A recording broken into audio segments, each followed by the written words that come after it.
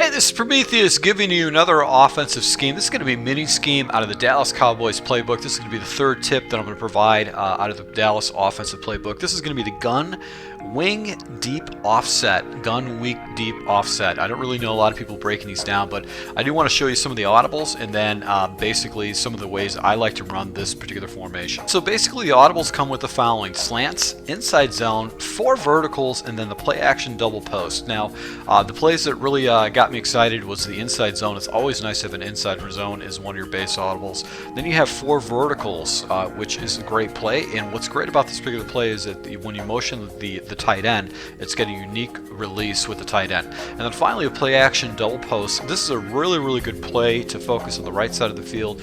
You can abuse the opponent if he tries to go ahead and use any kind of a cover 3 blitz, zone coverage. You're going to get a lot of great separations with the tight end.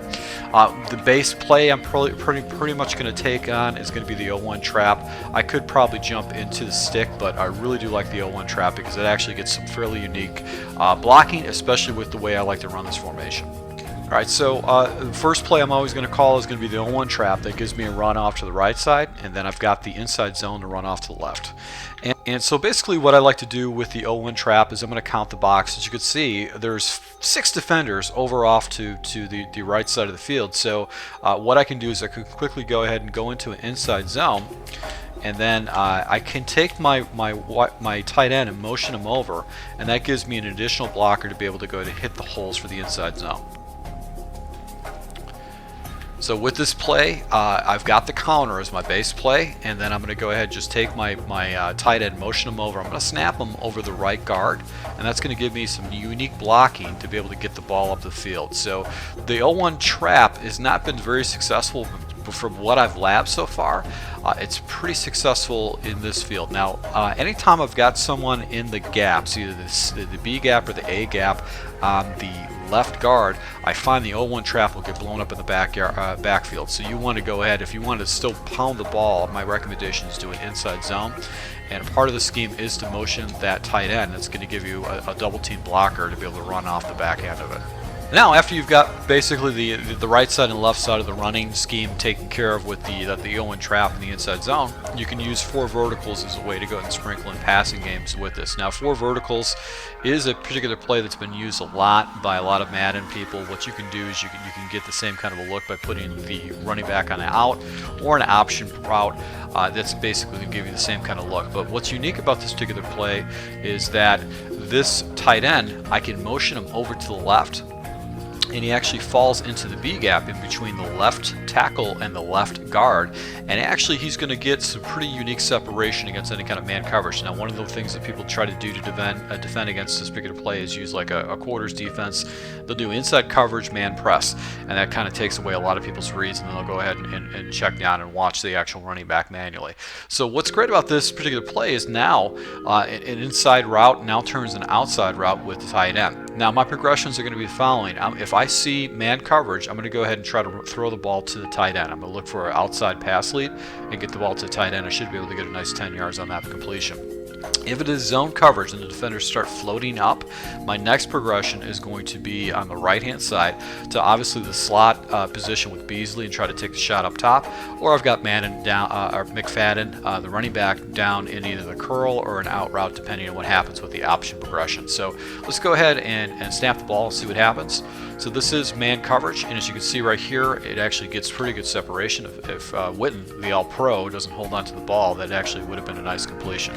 So let's just go ahead and set this play up again. Once again, it's a very fast audible. You're giving them the same look for the running game. And right here, that looks like it was a cover 0 blitz. I don't know what that was, but you can see reading just the tight end, I'm able to go ahead and get a touchdown off that play. Most people are not going to be using goal line against this particular formation set, so just go ahead and go into a regular offensive set. So you're just going to motion over.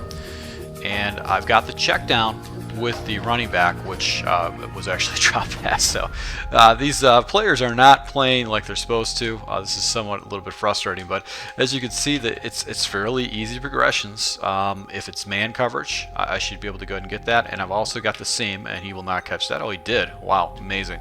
Beasley's so small. But right there, I've got the seam route that has to be defended in the verticals, and I've also got a man progression. I've got the look of the same running game I've got going on, so that's what's really great about this. So let me go ahead and show you the last play of this particular scheme, and this is going to be a play that you're going to basically quick hike someone in. Now, last play we're going to take a look at is going to be the play action double post. Now, one thing I do want to let you know, there is a slight little tell because the running back actually is a little bit outside of position of what you would see with all the other plays we did earlier. So there is a slight tell, but it's so slight, most opponents are not going to catch on to it unless you're constantly running this play.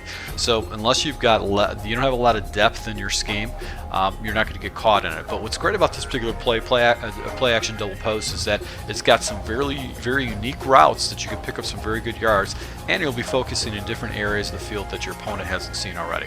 So basically, you can see how the running back is set up right now. When you audible into the play action post, he gets a little bit deeper than what he was earlier. So that's a slight little adjustment, but it's not huge. If you do this kind of going up to the huddle, your opponent really won't tell. But if you switch into this play and he sees him switching over and you ran this play too much, he's going to pick up the tendencies and he'll figure out how to defend it.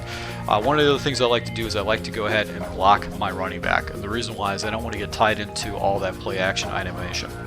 Now, my first progression on this particular play is going to be the tight end, is going to be Witten. He's got a unique route where he actually shoots out to line out to the outside flat and then turns up, and you can pick up an easy 10 yards if your opponent's using some kind of a cover 3 zone blitz against you. If the flats are wide open, you're going to be able to pick up some monster yards.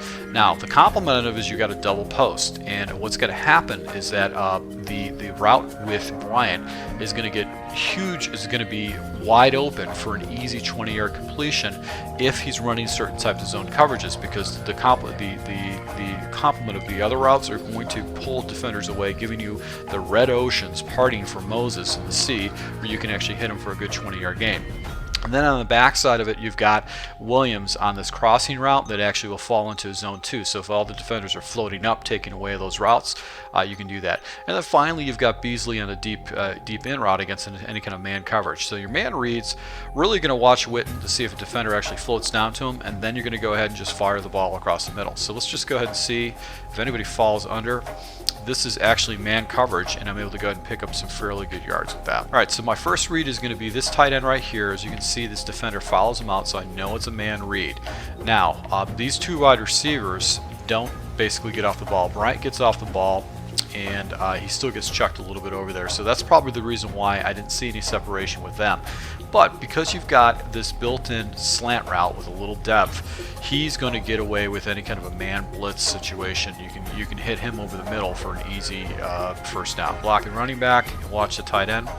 And right here, as you can see, the tight end actually is just an easy check down progression. So in this scheme is going to be the tight end right here, and as you can see, if this defender checks this wide receiver, it's still going to give me some pretty good separation to be able to get the ball off to the tight end, because he actually comes up, he doesn't take him out. So the tight end is going to be my first read, and if there's no defenders in the area against the tight end, I'm going to go hit that ball, because you can see right here, I picked up a good 12-15 yards off a fast, easy progression, fast read, and I got rid of that ball very, very quick.